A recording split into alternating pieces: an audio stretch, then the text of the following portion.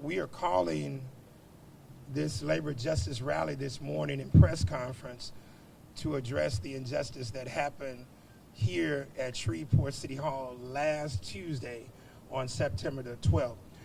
Today, this weekend is very interesting because this actually marks 60 years since the protest from Booker T. Washington High School to Little Union Baptist Church, where, if you don't know the history, on that particular day, our now ancestor, Reverend Harry Blake, was beaten almost to death, trampled upon by a horse, written by George Dortois, who was the former police commissioner for the city of Shreveport. Around 1962, 1964, that was pretty much the last time that Martin Luther King came to the city of Shreveport. And he said that Negroes in Shreveport were a peculiar type of Negro. He said that most Negroes in Shreveport did not want to even fight for their own freedom. And unfortunately, that is why the city of Shreveport continues to languish in 2023, dealing with the issue of race and racism here in this city. This is just the reality. And we saw it perpetrated last week in front of a public audience. We saw a spectacle that was led by 2 council members and echoed and voted on by 2 other council members to wrongfully terminate the employment of attorney Shanerika Flemings. The statement that I have prepared as it relates to why we are doing this, and I want you to make no mistake, this is a labor injustice issue that happened this past Tuesday. Our purpose for this labor injustice rally, this labor justice rally, is being held today to respond to the wrongful termination of the clerk of the Shreveport City Council, attorney Shanerika Flemings, on Tuesday, September the 12th, 2023, by a 4-3 yes vote of the Shreveport City Council, with council members Brooks, Bowman, Telefaro, and Butcher voting to terminate. Though Louisiana is an at-will right-to-work state, there are laws and policies that govern the firing of employees. And no employee, and I mean no employee, can be fired based on racial discrimination, gender discrimination, religious discrimination, and definitely not their refusal to sexual advances. This is what attorney Shanerika Fleming alleged this past week, and that's why we're here. It is most abhorrent as it relates to Councilman Telefaro and Councilman Butcher, because both of them advocate against domestic violence. They advocate against sexual harassment. And interestingly enough, a piece of legislation was just authored earlier this year in concert with Councilman Butcher against sexual assault.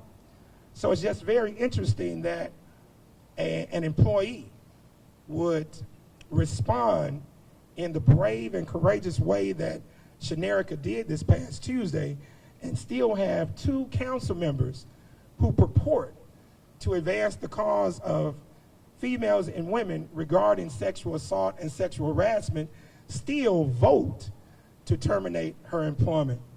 Therefore, our demands today, we have 5 of them.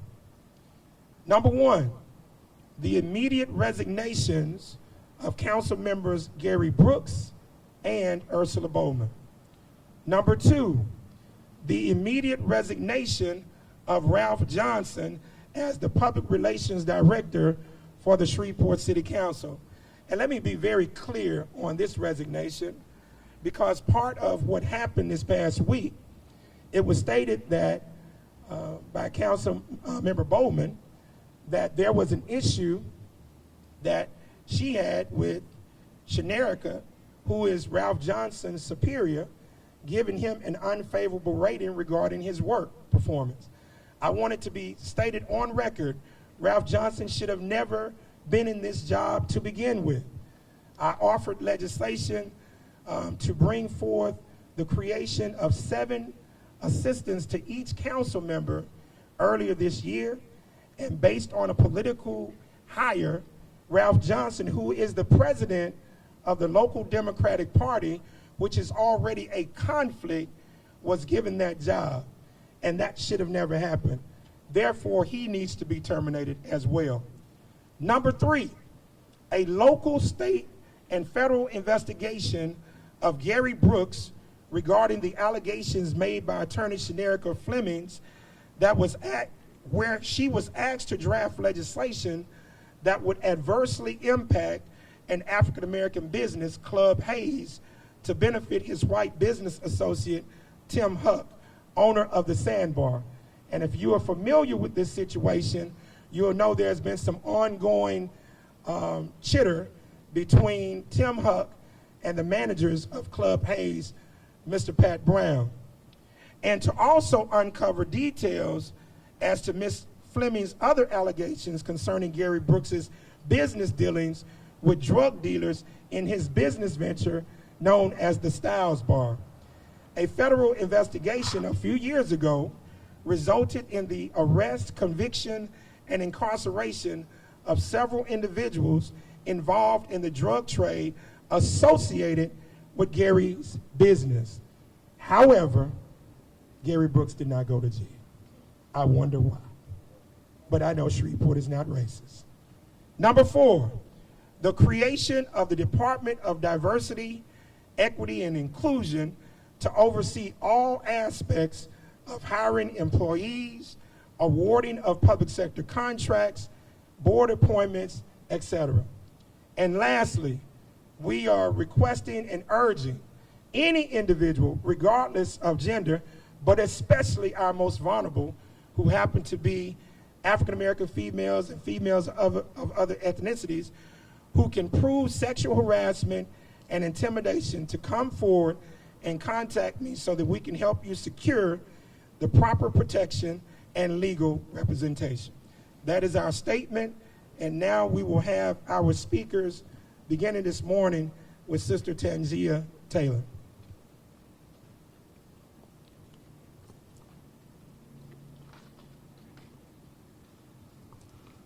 Good morning.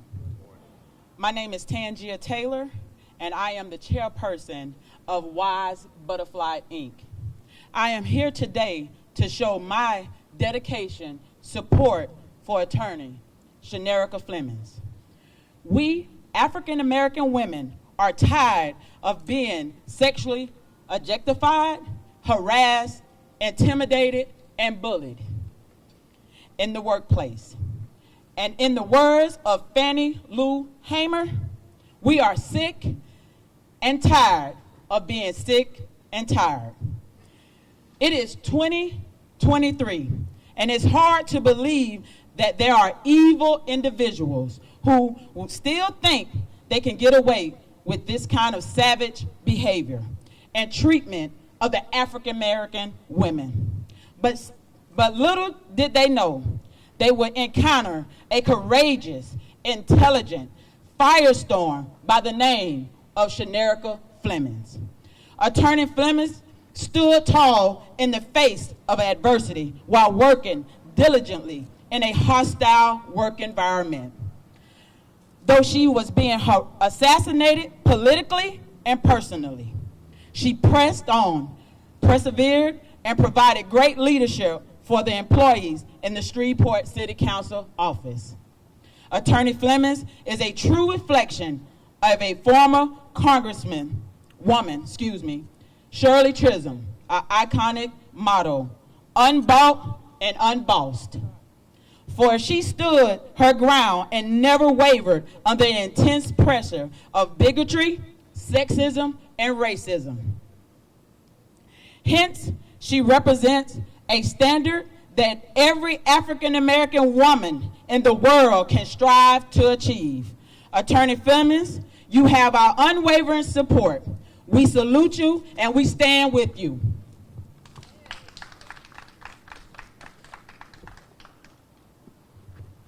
Now we'll hear from one of the most beautiful women in the entire Arc Latex, my good friend, Sister Daphne Tebow.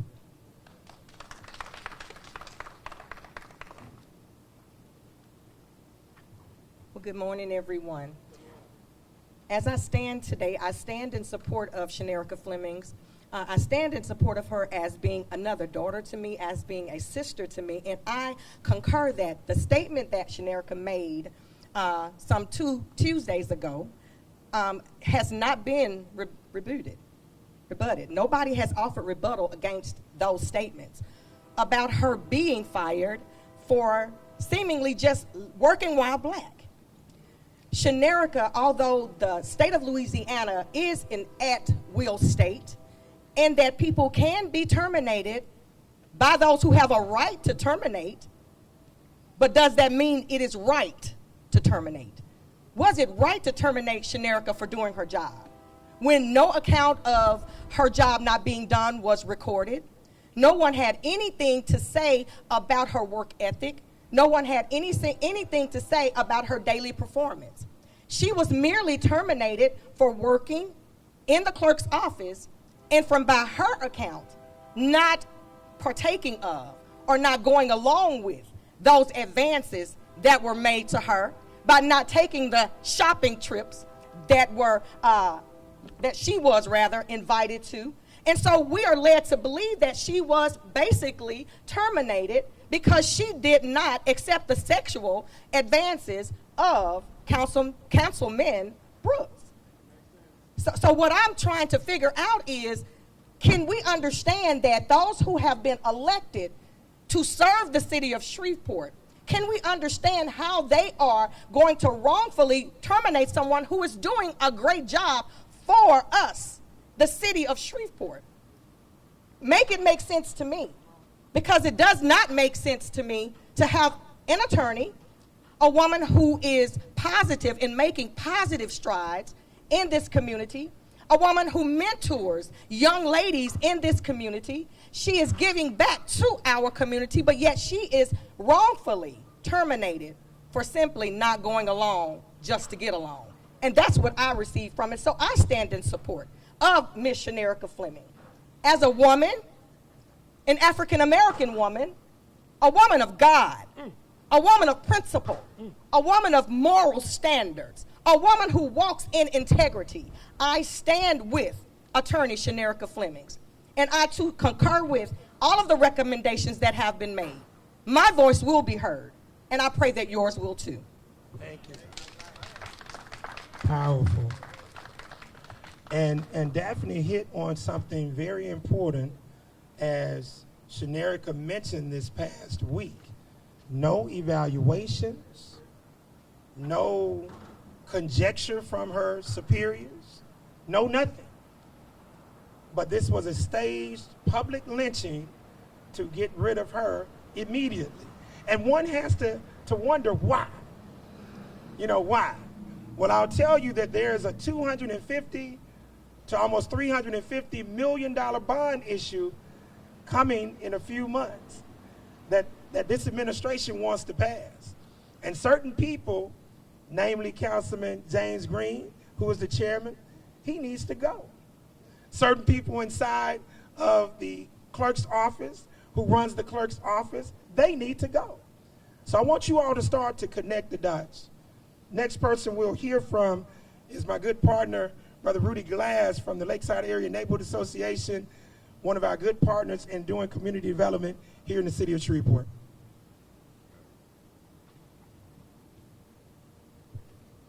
Thank you. Good morning again. I really had no intentions of speaking this morning. Ever since this thing happened, my mind has been reeling. And my thoughts were, I have 2 daughters. And just to think of some sleaze to do that to my daughter. Not only my daughter, I have other relatives and friends. The history of white men taking advantage of black women has gone back centuries, okay? And just to think of it, it makes my blood boil. But the worst thing is when you have another African-American female trying to coerce this young lady into doing something that's unspeakable. That is something that really, I think, got me more than anything. We have to protect our young people, male and female. But when you have someone that has achieved what she has achieved, and she has to go through this type of treatment, it's really unspeakable. I myself, I believe every word that young lady said. And as far as this with Gary Brooks, with dealing with people that are associated with drugs, it's not my first time hearing about it, okay? But for some reason, there's no investigations that has been done when it comes down to accusations toward, I'm just gonna say it, white men. They don't seem to have to stand before anybody or take any type of, they don't have to deal with what we have to deal with.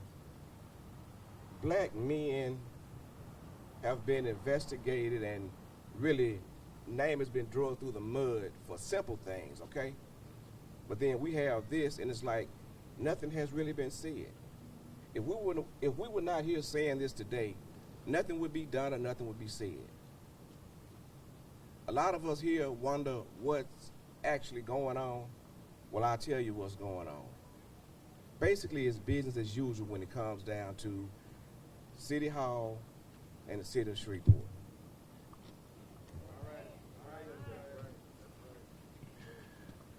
Now we'll hear from a brother who actually has a powerful story, served 30 years in Angola, and since he's been out, he hit the ground running, advocating. And he is someone who is serious about trying to transform, positively transform, and uplift the city of Shreveport. Brother Terrence Wynn.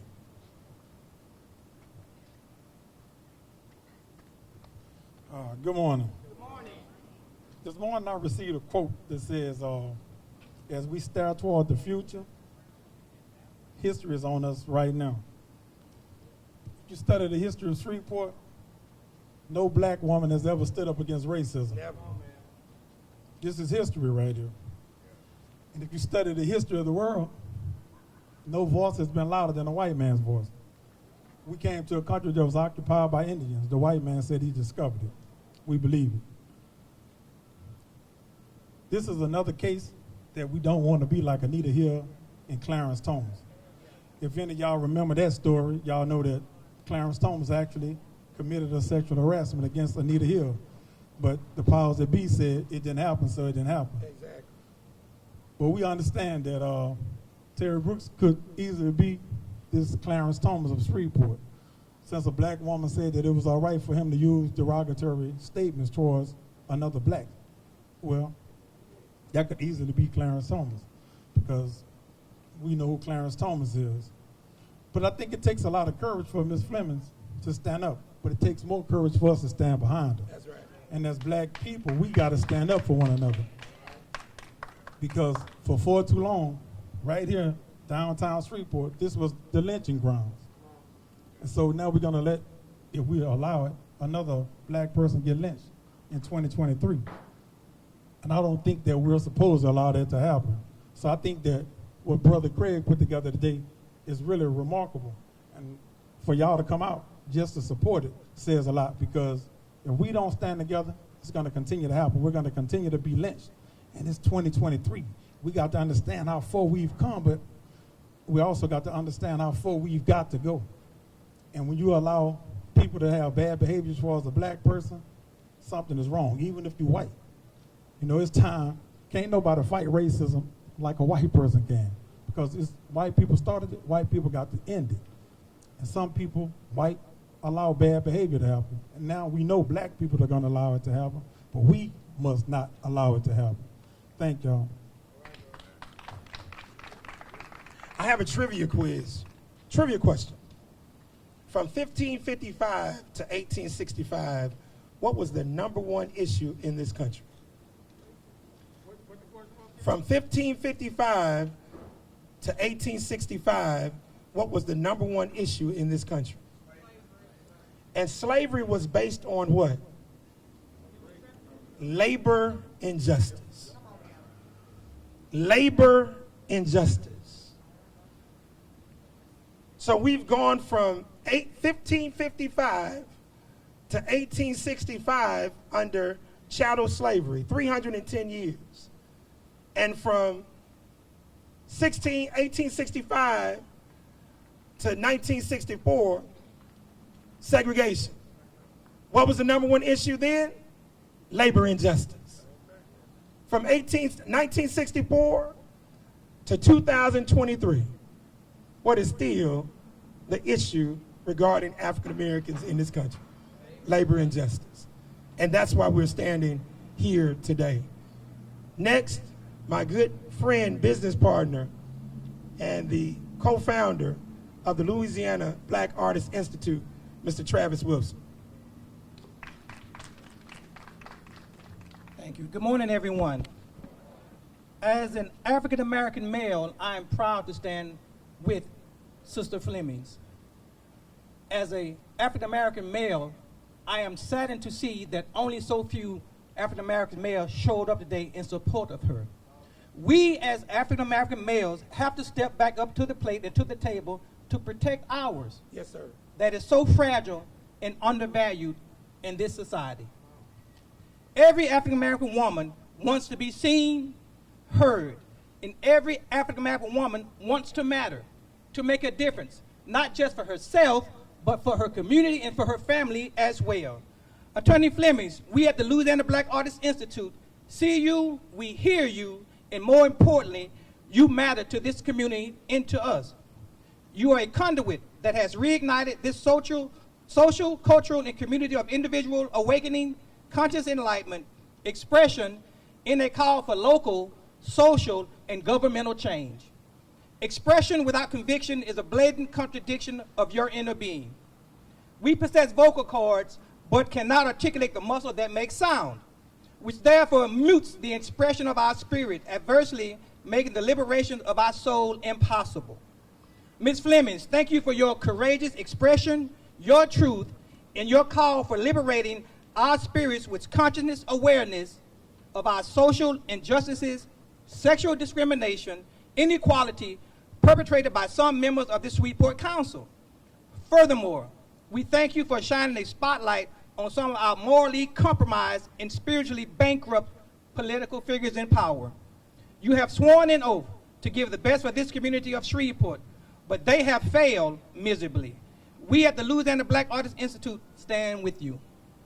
Thank you.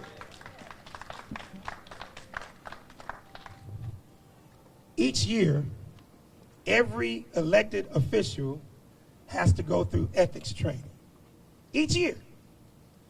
And guess what specific workshop they have to go through each year? I got $1 for anybody who can get that answer.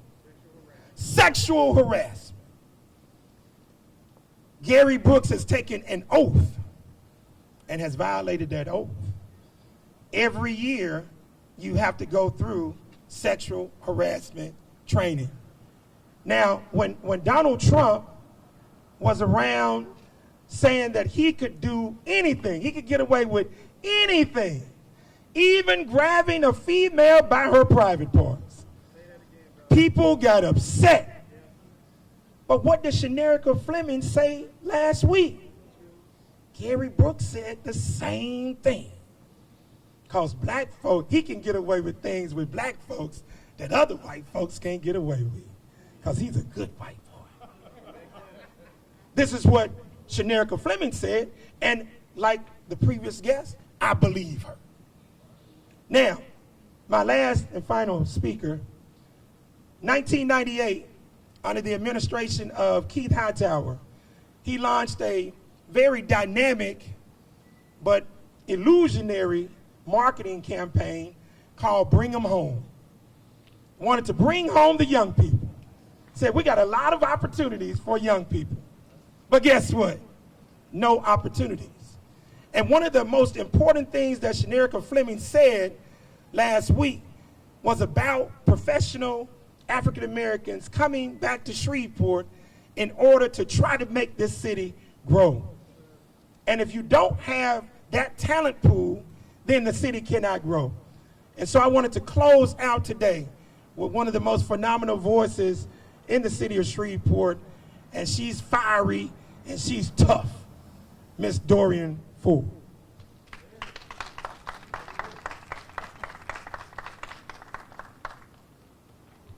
Thank you so much, Craig. Quick question before I go into my spiel. If you know someone between the ages of 18 years old and 30 years old from Shreveport, Louisiana, but they now live in Texas, raise your hand. Pretty much everybody. All right, raise your hand if you know anyone within the ages of 18 to 40 years old that is not from Shreveport, but they are readily coming and moving to our city. If you know anyone not from the area within that age range that's coming to Shreveport, raise your hand. Now, if you take a look around the people who raise their hands, we see two things. All the young people from Shreveport are getting the heck up out of here. All right. But we're not bringing anyone for that age demographic to the city. Why? We're here because why? We're here because people know, especially the people of Shreveport, the young people of Shreveport, we know that we don't really have a standing chance. And whenever we do bring our chair to the table, we still don't have a chance. We're out here real deal creating opportunities just for our chairs to be pulled up under our feet. I'm right here from Shreveport, Louisiana, from Cedar Grove, Hollywood area. My mom raised 3 amazing daughters. My sister is a multimillionaire in Chicago. Her husband owns one of the most prominent software companies in Chicago, 39 years old. Now, that money that they make in Chicago, that could put them on a whole different spectrum if they were to come to Shreveport, but they will not come to Shreveport. Why won't they come to Shreveport? Because of the animalistic behavior that we endure here.